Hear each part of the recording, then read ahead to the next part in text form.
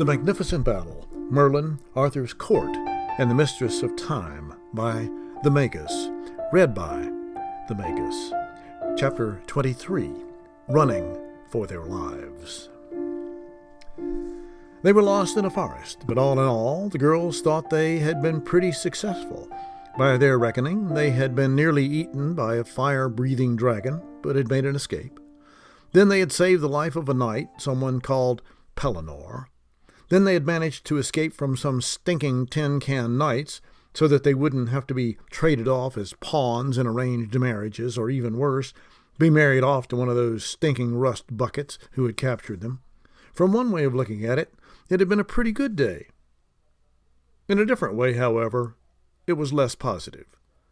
They found themselves in another time, another place that was alien to them, or else in some kind of countryside insane asylum. They were young and pretty, and the men who saw them seemed to fall passionately for them, or else recognized their value for barter, like prized cows or sheep. They were totally defenseless in a very dangerous place. They were lost in a forest, had no idea where they were going, and no idea where to find shelter for the night. Yes, the day had been both much more and much less than they had bargained for, when they went to sleep in the kids' room at the farm the night before, safe, warm, full of their grandmother's cooking and that fantastic peach cobbler she had made. Oh, for a peach cobbler. The girls walked through the woods, but in no particular direction. "Do you have any idea where we are going?" Krista asked. "Not at all," Krista responded. "I guess I'm headed to the top of that little hill over there," she said as she pointed to a rise in the distance. "It's because I don't know where else to go." There was nothing else, no landmark, no clearing. All they could see were dense woods, and that seemed to stretch on forever. "At least we've lost that dragon," Asher said. "Yeah, I sure was tired of school fight songs," Krista added. "Maybe you're right. We may have escaped from the dragon, but now we're in this dark forest. Who knows how far it is to the other side? We need to think about how to survive in this place. It may be days before we get out of here. It may be weeks." "Well, before we stay here for weeks, I'm just going to go out the way we came. After all, the dragon has probably moved along, and those disgusting men, surely they've gone to their castle by now," Asher said. "Okay, just exactly which way do you think we came?" Krista asked. "I don't know which way that was. Do you know?" "Sure. It was... Asher looked back at the way she thought they had come, but every direction looked the same. Nothing but trees could be seen hiding under a dark, thick canopy of leaves that should have been green but were almost black under the dense vegetation that cut out the sun.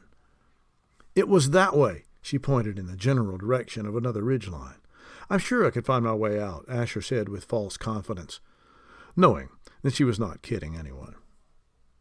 "Okay, maybe you are, but I'm lost. I have no idea which way we came," Krista said. A sobering silence filled the air. "Asher," Krista asked quietly, "are you scared?" "Well," Asher replied, "kind of. I keep thinking about that dragon. What if he shows up again? And then there are all these crazy knights who seem to want to carry us off to somewhere. And those are only the things we know about. I remember Papa talking about wild boar in forests, and that they could be really dangerous, and that there could be lions. Then he said there were all kinds of imaginary beasts and beings that knights believed in, but that were really just imaginary and couldn't have existed." "You mean like dragons that don't exist?" "I've got to tell him that there was something pretty real about the one we saw, now that I think about it. I'm very scared." Asher thought for a moment. "I don't think the dragon will be able to find us in this forest. It even would be hard for knights to get through all these trees. Maybe we are in a good protected spot. Maybe we should stay here because we would be less likely to be discovered until we can make a plan on how to find the boys. Maybe we won't be discovered, and maybe the boys won't be able to find us." She paused. "Did you bring any food?" Krista asked.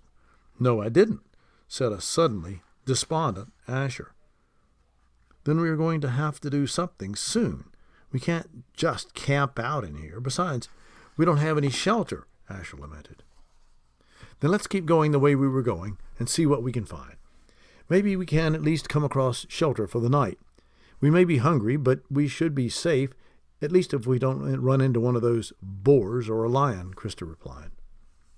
The girls continued their walk through the thick woods. They went up a slowly sloping hill. Asher stopped and looked behind her. "Did you hear something?" she asked. "No, did you?" "Yes, I did.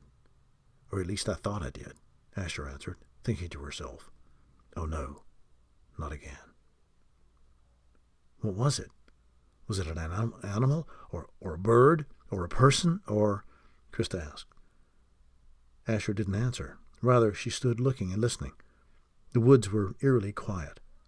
"Well, maybe it was just my imagination, but," she continued, "I have this strange feeling as if something or someone is following us."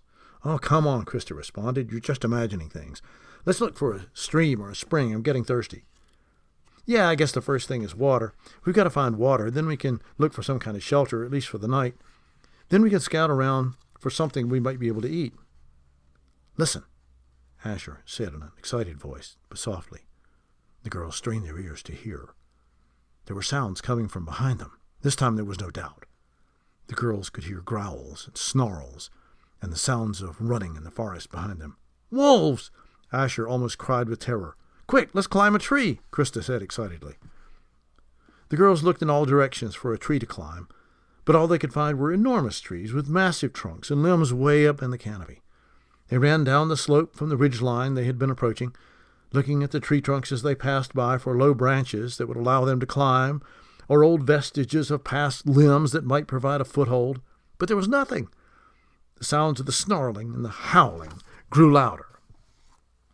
Running through the woods, the limbs and branches of would-be giant trees still in their infancy tore at their arms and legs. Branches of saplings smacked at their faces. Krista ran behind Asher, who pushed aside a small tree. As it sprang back, it hit Krista squarely in the forehead, knocking her to the ground.